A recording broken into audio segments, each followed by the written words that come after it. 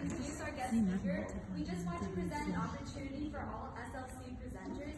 The Public Speaking Club is hosting workshops for any presenters who want feedback on their presentation, and you're going to get feedback from some experienced presenters, so it's really going to help you out. So just stay updated with the Remind and social media if you're interested in that, so you can sign up to present in front of us. And with that, let's introduce our guest speaker, Ms. Kayla Murphy.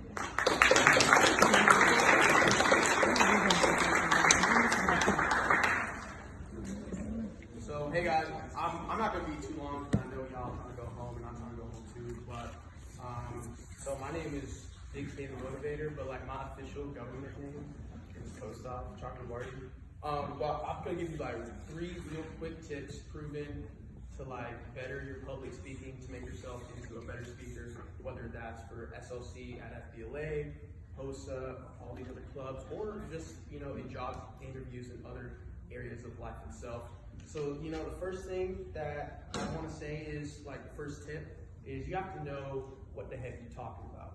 Like, for real, like, from my own experience, like, last year I was in SLC.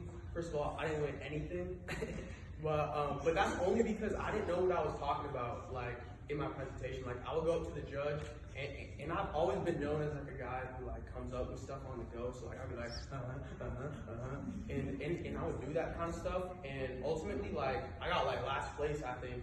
And so that's like the first tip. Like it sounds like, okay, look, I know what he's talking about, but like you really don't until you get there. So become an expert in your topic. Now that may mean you got to study like 3-4 hours on whatever you're doing, whether it's presenting on a science topic or even for a job interview, you know what I'm saying? Because like in the future, you're gonna interview for jobs and they're gonna ask you about the company that you're applying for. So you wanna make sure that you're knowledgeable about the topic. And like for me, like my personal experience, like bringing it back, like we play Alabama in week 3 in the SEC. We play at Alabama, so the noise crowd, the crowd noise is gonna be really high.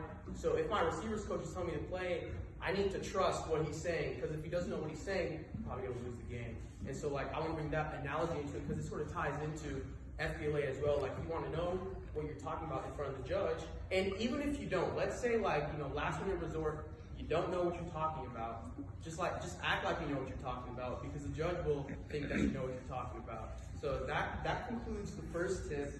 The second tip is, like, it's the most important one for me, is you just got to relax.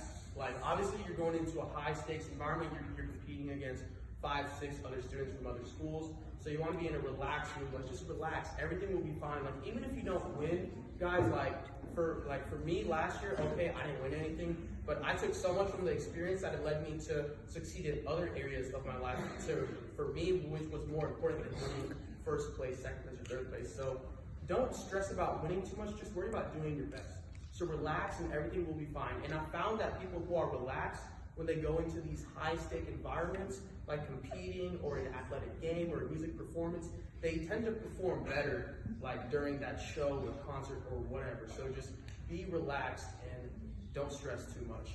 And then the last tip is get straight to it. So like, don't try to fluff around and go like 50 miles just to go to a 10-mile destination. And for me, like, I'm gonna bring my personal experience to this also. Like, there's this girl that I like, and I'm probably gonna tell her I like her next week, unless school's canceled because of the COVID disease.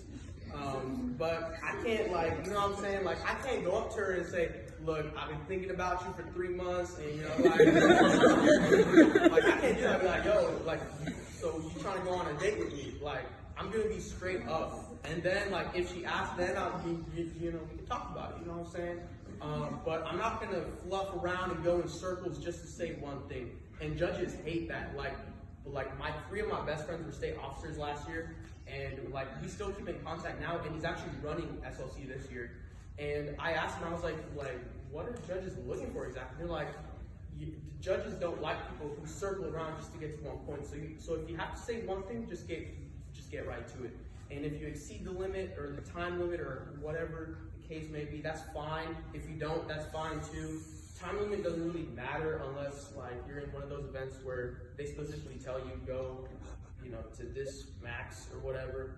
So just like don't, and I have to keep it PG, but like don't, you know, Yeah. And, don't go in circles. Just get straight to the point. And then the last thing I want to say is like, not for competition, but like the importance of FBLA. The most important thing that it did for me ever was it helped me with my communication. Because you won't realize this until you're after high school. Like I was a high school student like 3.7 billion years ago. And the things that I learned from FBLA was having good communication skills, whether that's with your friends, a business partner, your teammate, your coach, because your dialect will